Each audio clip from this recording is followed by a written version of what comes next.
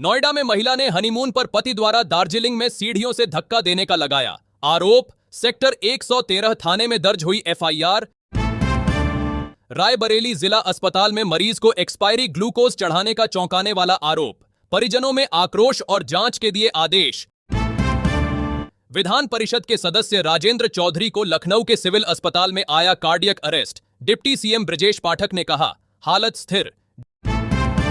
Dengue और malaria के मामले तेजी से बढ़े। स्वास्थ्य विभाग ने जारी की सख्त एडवाइजरी। अस्पतालों को बेड बढ़ाने और दवाइयां स्टॉक करने के दिए आदेश। यूपी में डेंगू के मामले पिछले साल से 30% अधिक। स्वास्थ्य मंत्री ने सभी जिलों को दिया 7 दिन में एक्शन लेने का अल्टीमेटम। साइबर ठगी के बढ़ते मामलों पर यूपी पुलिस सख्त। पीड़ितों के पैसे वापस दिलाने के लिए शुरू किया विशेष अभियान। 7 जुलाई को आईएमडी का बड़ा अलर्ट। 21 राज्यों में भारी बारिश और आंधी की चेतावनी। यूपी और दिल्ली में 70 से 75 किलोमीटर की तेज हवाओं का खतरा।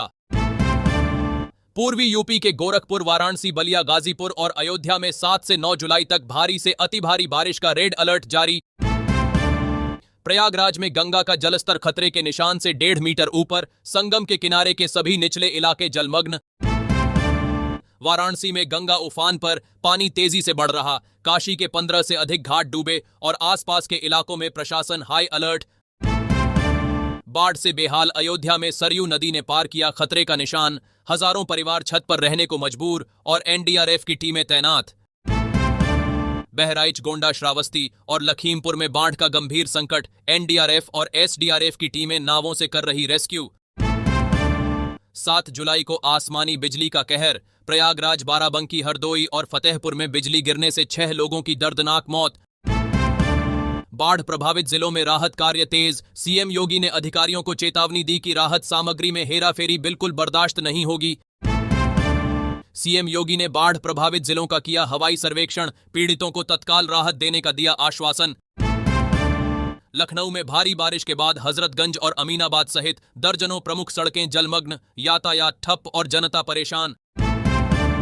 लखनऊ में भारी बारिश के बाद सीवर और नाला सफाई के दावों की खुली पोल। कई इलाकों में घरों में घुसा गंदा पानी। लखनऊ में बाढ़ के पानी से जर्जर हुई पुरानी इमारतों पर नगर निगम का बड़ा एक्शन। 15 और खतरनाक इमारतों को भेजा खाली कराने का नोटिस। लखनऊ में जर्जर इमारतों से होते हादसों पर हाईकोर्ट की सख्ती। नगर निगम को दिया 7 दिन में कार्रवाई रिपोर्ट सौंपने का आदेश। गोरखपुर में मानसून की तेज बारिश के बाद शहर के 50 से अधिक वार्डों में घरों में घुसा पानी। नगर निगम की तैयारियों पर उठे सवाल। बाढ़ से घिरे गोरखपुर के गांवों में एनडीआरएफ और प्रशासन की टीमें नावों से पहुंचा रही राहत सामग्री।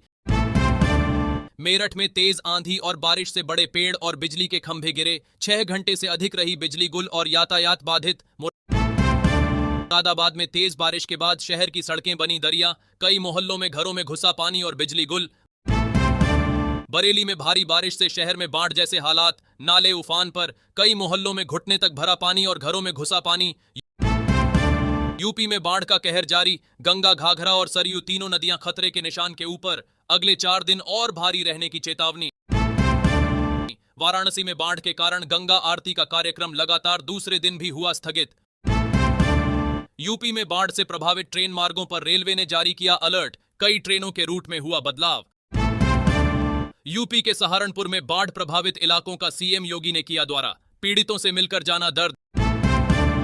नदियों का जलस्तर बढ़ने से किसानों के लिए अच्छी खबर। मानसून की बारिश से धान की रोपाई शुरू।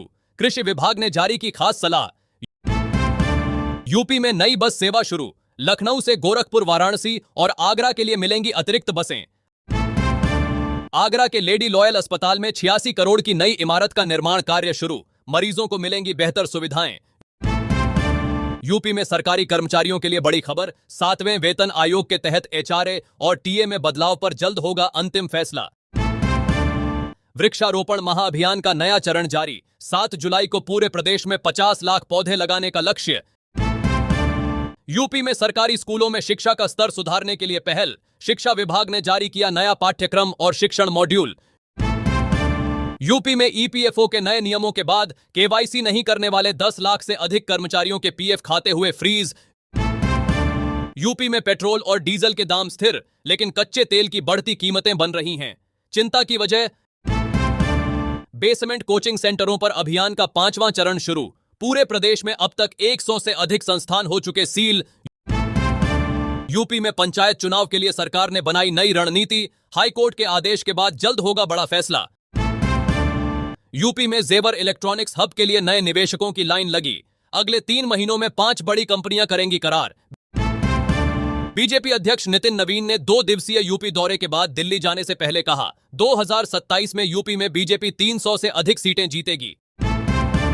नितिन नवीन ने डिप्टी सीएम ब्रजेश पाठक और केशव प्रसाद मौर्य से अलग अलग मिलकर चुनावी रणनीति पर की गहन चर्चा। बसपा प्रमुख मायावती ने ब्राह्मण और दलित समाज को एकजुट करने के अभियान को और तेज किया। 2027 चुनाव से पहले बड़ा दांव। अखिलेश यादव ने राम मंदिर चढ़ावा घोटाले पर बीजेपी पर बोला बड़ा हमला। बोले डबल इंजन सरकार साथ नहीं बल्कि आपस में है टकराव। अखिलेश ने बीजेपी अध्यक्ष नितिन नवीन के यूपी दौरे पर कसा तंज। बोले 7,000 करोड़ का लखनऊ ग्रीन कॉरिडोर ऐसा बना जहां बार बार रुकना पड़ता है। अखिलेश बोले यूपी में इंजीनियरिंग कॉलेज बंद होने की संख्या देश में सबसे ज्यादा। मुख्यमंत्री को खुद इंजीनियरिंग की समझ नहीं। सीएम योगी ने राम मंदिर चोरी पर कहा, 0 टॉलरेंस की नीति है। राम भक्तों की अग्नि परीक्षा मत लो, दोषियों को मिलेगी कठोरतम सजा। एसआईटी टीम 2 दिन अयोध्या में रहकर चंपत राय और गोपाल राव से पूछताछ के बाद लखनऊ वापस लौटी। जांच में हुए कई अहम खुलासे।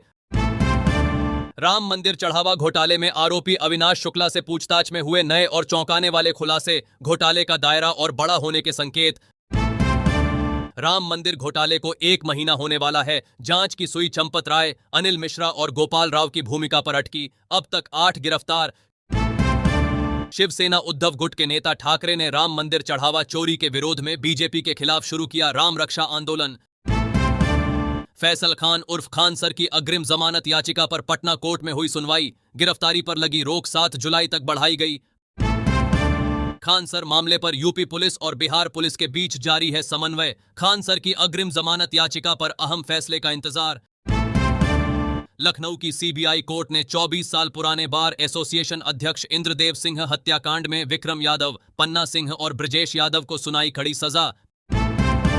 मेरठ में इन्फ्लुएंसर निशा चौहान हत्याकांड के आरोपी पति को सुनाई गई सजा। कोर्ट ने कहा, यह जघन्य और पूर्व नियोजित हत्या है। मिर्जापुर में शादी के नाम पर ठगी करने वाले बड़े गिरोह का भंडाफोड़। राजनीतिक पार्टी की महिला नेता गुड़िया यादव समेत 5 आरोपी गिरफ्तार। कानपुर देहात में इंस्टाग्राम पर दोस्ती के बाद आपत्तिजनक फोटो वीडियो वायरल करने की धमकी देकर पहले 55,000 और बाद में 2 लाख रुपए की ठगी। आरोपी गिरफ्तार। गाजियाबाद के युवक ने इसरो मुख्यालय को बम से उड़ाने की दी झूठी धमकी। बेंगलुरु पुलिस ने किया गिरफ्तार। गाजियाबाद में स्वास्थ्य विभाग की टीम ने अवैध क्लिनिक पर मारी रेड। एक साथ 5 झोलाछाप डॉक्टरों को किया गिरफ्तार। एसटीएफ का बड़ा एक्शन। आगरा और मेरठ में एक साथ इनामी बदमाशों के ठिकानों पर छापेमारी। झांसी में नकली कीटनाशक और खाद बेचने वाले गिरोह का नया भंडाफोड़। 3 आरोपी गिरफ्तार और बड़ी मात्रा में माल जब्त।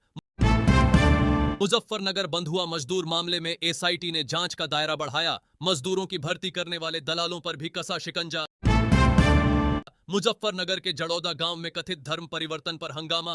पुलिस ने कई लोगों को किया हिरासत में और धर्म संपरिवर्तन निषेध अधिनियम में दर्ज किया मुकदमा। बरेली की नर्सिंग पर्यवेक्षक ने मरीज पर बनाया धर्म परिवर्तन का दबाव। पीड़िता ने पुलिस में दर्ज कराई लिखित शिकायत।